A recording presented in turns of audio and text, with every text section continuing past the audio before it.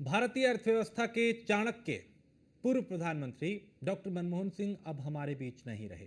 दिल्ली के एम्स में उन्होंने आखिरी सांस ली और उम्र संबंधित बीमारियों से वो जूझ रहे थे। 26 दिसंबर को एम्स में उन्हें भर्ती कराया गया, जहां पर देर रात उनका निधन हो गया। मनमोहन सिंह ने बतौर वित्त मंत्री देश की अर्थव्यवस्था की दिशा बदली थी। उनके इस योगदान को राष्ट्र कभी भुला नहीं पाएगा।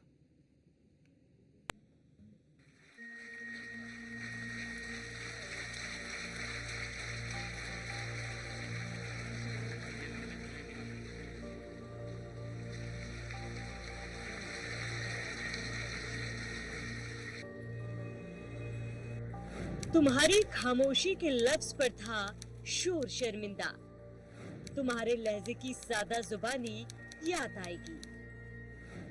वो जो रुलाकर चले गए, जिनके हाथों ने गढ़ा था नया भारत, उदारीकरण की जो रहे थे नायक, नए भारत की जिन्होंने रखी थी नींव, जिन्होंने बोया था प्रगति का बीज।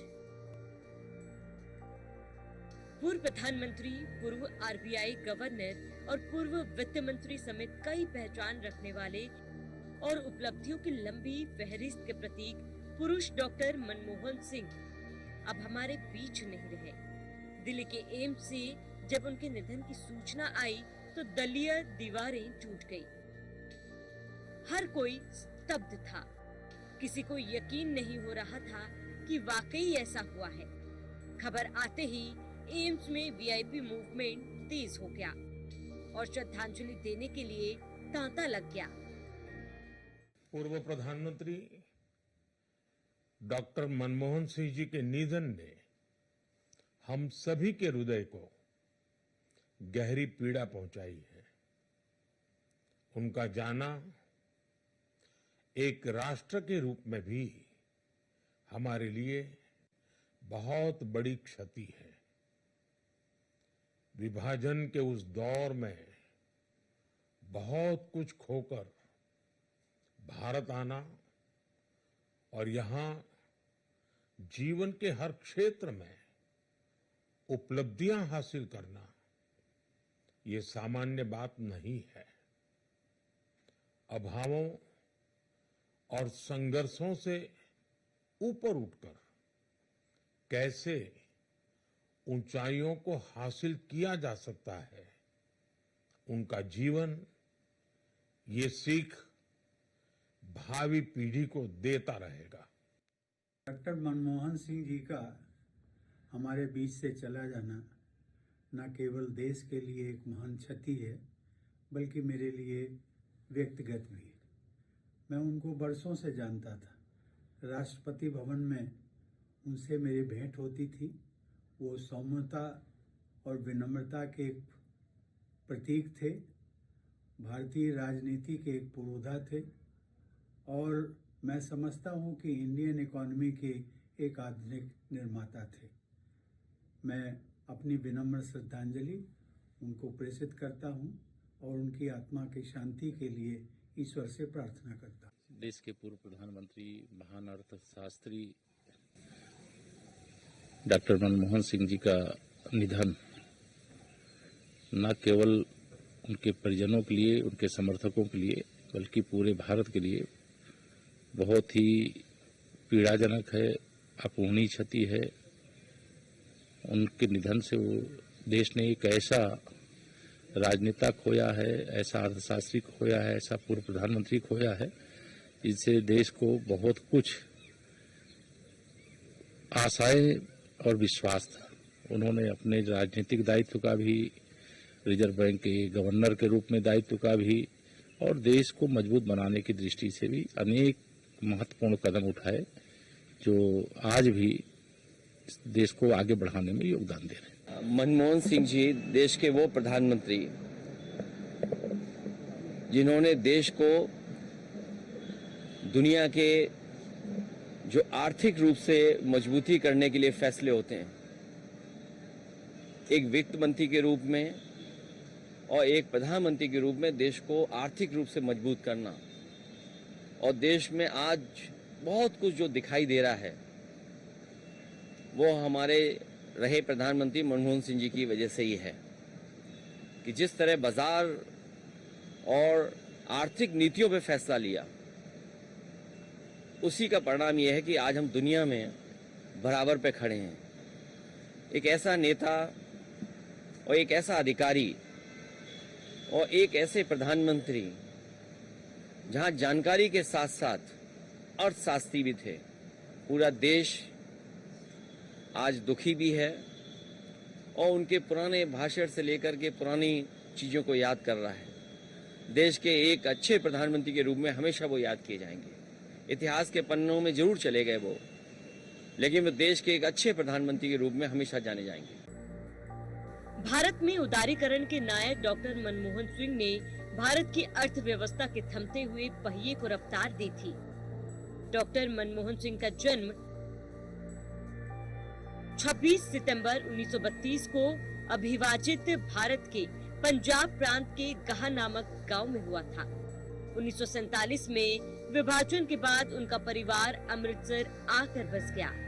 मनमोहन सिंह ने पंजाब विश्वविद्यालय से अर्थशास्त्र में डिग्री ली।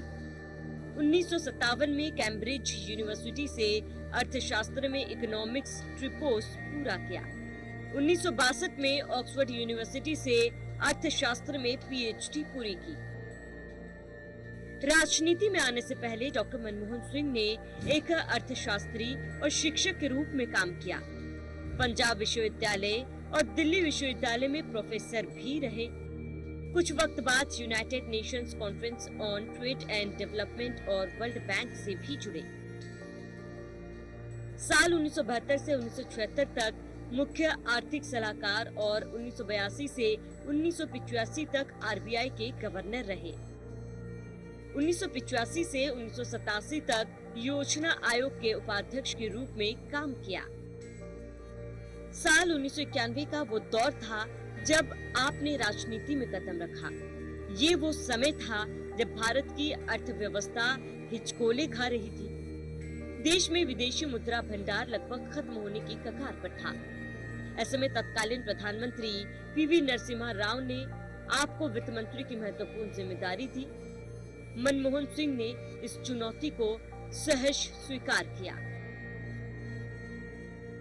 मनमोहन सिंह ने विदेशी बाजारों के लिए भारत के द्वार खोल दिए। अपने देश में उदारीकरण के सुधार लागू किए। लाइसेंस राज का खात्मा करके निजीकरण और राज्य नियंत्रण में कमी की।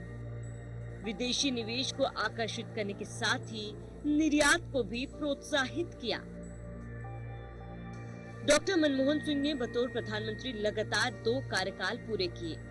इस दौरान मनरेगा और सूचना के अधिकार जैसे महत्वपूर्ण फैसले लिए। एक अर्थशास्त्री, शिक्षक, आरबीआई गवर्नर और एक राजनीतिक शख्सियत के रूप में डॉक्टर मनमोहन सिंह ने अमूल्य योगदान दिया, जिसे भूल पाना मुश्किल है। 92 साल की उम्र में आपने दुनिया भले ही छोड़ दी, लेकिन आपका व्यक्तित्व सदैव अमर रहेगा। न्यूज़ 1 इंडिया ऐसी महान शख्सियत को नमन करता है। Bureau report, news 1 India.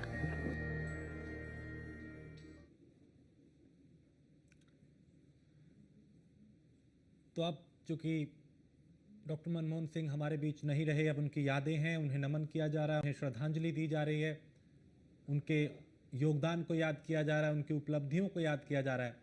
अलग अलग क्षेत्रों के दिग्गजों ने, किसी ने ट्वीट किया, किसी ने प्रतिक्रिया दी, किसी ने एक्स पर पोस्ट किया, किसी ने सोशल मीडिया पे लिखा, किसी ने बयान दिया।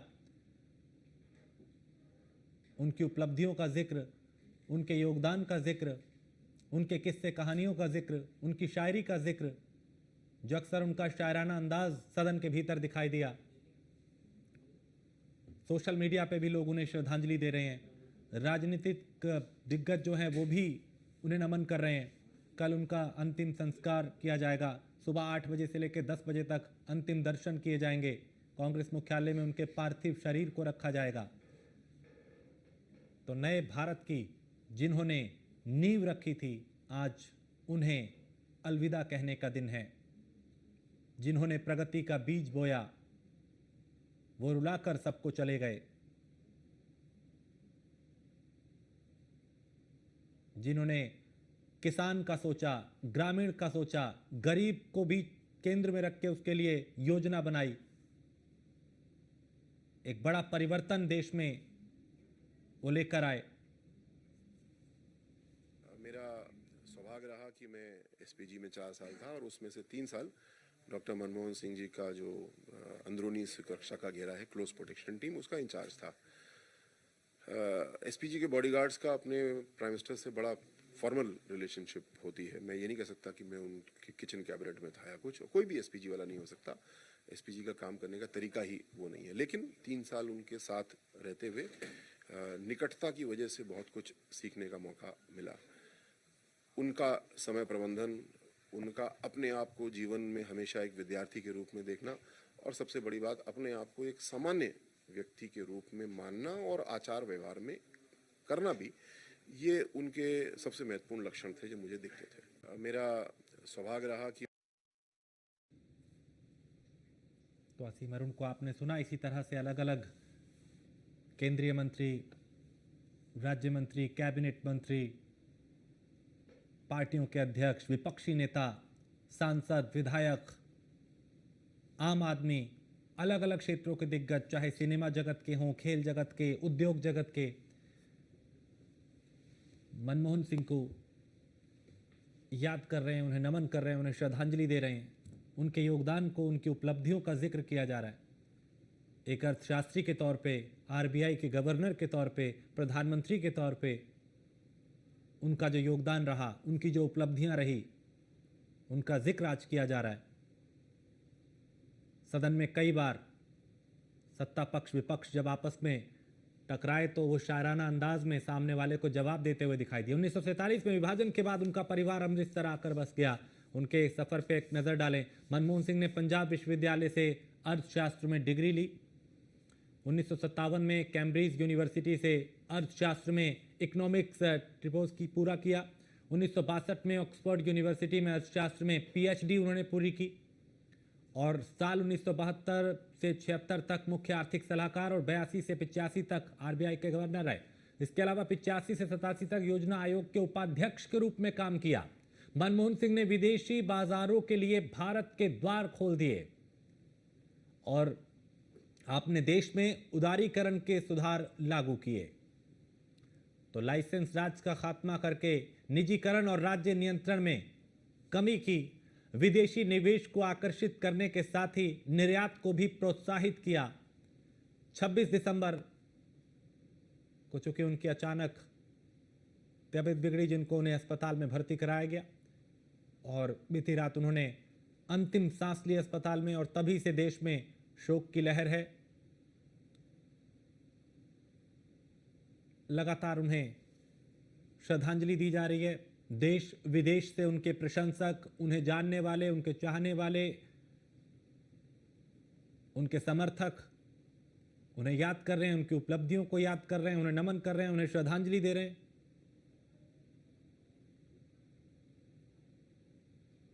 क्योंकि उन्होंने ग्रामीण भारत की नींव को मजबूत किया, उन्होंने किसानों की नींव को मजबूत किया, उन्होंने किसानों के कर्ज माफ किए, किसानों के लिए कई ऐसी योजनाएं लाई, गांव का जो गरीब है उसके लिए कई ऐसी, चाहे मनरेगा की बात हो या उनके हाथ में कैसे कैश दिया जाए, पैसा दिया जाए, अर्थव्यवस्था को कैसे बूस्ट किया जाए,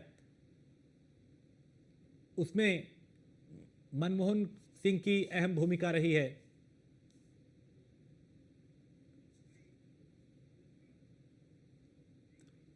और सर्वेश पाठक, पॉलिटिकल एक्सपर्ट हमारे साथ। सर्वेश जी, क्योंकि आज उस शख्स को अलविदा कहा जा रहा है जिसने अलग अलग वक्त में, चाहे आरबीआई के गवर्नर के तौर पे, वित्त मंत्री के तौर पे, प्रधानमंत्री के तौर पे भारत में कई बदलाव किए। आप कैसे याद कर रहे हैं उनके उस दौर को, उस बदलाव को, जब उन्होंने मुख्य पद पे रहते हुए काम किया? देखिए, ये बहुत ही मतलब कह लीजिए एक एज हो गई थी उनको, और ये संसार का नियम है कि जो आया है उसको जाना ही पड़ेगा। लेकिन उनकी जो भारत की राजनीति कहिए या भारत को एक नई दिशा देने की जो शुरुआत की, अब देखिए 1970 के दशक से लेके 2014 तक वो भारत को किसी न किसी पद पे सुशोभित होके भारत को एक नई दिशा दी। भारत को आर्थिक महाशक्ति बनाने के लिए जब प्रधानमंत्री पीवी नरसिम्हा राव जी के गवर्नमेंट में वो वित्त मंत्री बने थे और 1991 का जो उदारीकरण की नीति थी, ग्लोबलाइजेशन, वो उनकी देन है। उसके बाद ही हमारे देशों में वित्तीय सुधार की जो एक ये हवा बही, बयार बही, वो बहुत ही अच्छे तरीके से चली। उन्होंने वित्त सचिव से शुरुआत करते हुए प्लानिंग कमीशन के उपाध्यक्ष भी रहे, एक प्रोफेसर भी रहे इकोनॉमिक्स के, उसके बाद भारतीय रिजर्व बैंक के गवर्नर रहे 80 के दशक में, फिर वित्त मंत्री, फिर उसके बाद प्रधानमंत्री। ये इन्होंने हर उन भारत सरकार के महत्वपूर्ण पदों पे अपने आप को सुशोभित किया और वो उनके लिए डिजर्व करते थे। मैं बार बार हर डिबेट में कहता हूं कि भारत के अगर प्रधानमंत्री में अगर किसी की क्वालिफिकेशन देखी जाए तो भारत के सबसे बढ़िया पढ़े लिखे एक अर्थशास्त्री प्रधानमंत्री बने थे राजेश भाई। लेकिन मनमोहन सिंह जी का जो बाकी का कार्यकाल जितना अच्छा था, प्रधानमंत्री पद पे उन्होंने रहते हुए बहुत अच्छे कार्य किए, लेकिन उस दिन को भी हम याद करेंगे उन्हें जब आज केवल और केवल उनकी अच्छाइयों को बात करने का दिन है जी। 10 साल वो भारत के प्रधानमंत्री बने रहे और उस समय जो देश की परिस्थिति थी उससे उनको उभारने के काम करते रहे। ठीक है, उस समय की कुछ उनकी मजबूरियां रही होंगी, लेकिन 70 से जो उन्होंने शुरुआत की हमारे भारत को एक नई दिशा देने की, चाहे वो वित्त सचिव के पद पे रहते हुए या प्लानिंग कमीशन के उपाध्यक्ष के पद पे रहते हुए, उनका कार्यकाल एक बहुत ही बिल्कुल, ये उन्होंने खुद कहा था कि इतिहास हमें याद रखेगा। और इसमें कोई डाउट नहीं है कि स्वर्णिम अक्षरों में उनके कार्यकाल को भारत का इतिहास बिल्कुल याद किया जाएगा। और सर्वेश, चूंकि मुझे याद है एक बार सदन की कार्यवाही, क्योंकि वो बहुत कम बोलते थे, लेकिन जब बोलते थे तो अपने शब्दों के जरिए कई तरह के संदेश देते थे और खासकर उनका जो शायराना अंदाज था सदन के भीतर। एक बार की मुझे याद है जब कार्रवाई चल रही थी तो सामने सुषमा स्वराज थी और उन्होंने एक शायराना अंदाज में कहा था कि कुछ तो मजबूरियां रही होंगी, जो ये शायरी जो हुई थी कि हमको थी उनसे वफा की उम्मीद जो जानते नहीं कि वफा क्या है। और उधर से सुषमा जी ने जवाब दिया था कि कुछ तो मजबूरियां रही होंगी, यूं ही कोई बेवफा नहीं होता। एक अंदाज उस वक्त सत्ता पक्ष और विपक्ष का हमने वो भी देखा। मेरे पास वक्त की कमी है, मैं सर्वेश आपसे चाहता था इस पर जवाब, लेकिन मुझे चूंकि एक ब्रेक लेना है। और आपका बहुत शुक्रिया हमारे साथ जुड़ने के लिए। और चूंकि आज अलग अलग तरीकों से मनमोहन सिंह को याद किया जा रहा है, उन्हें श्रद्धांजलि दी जा रही है, कल उनके पार्थिव शरीर का अंतिम संस्कार किया जाएगा।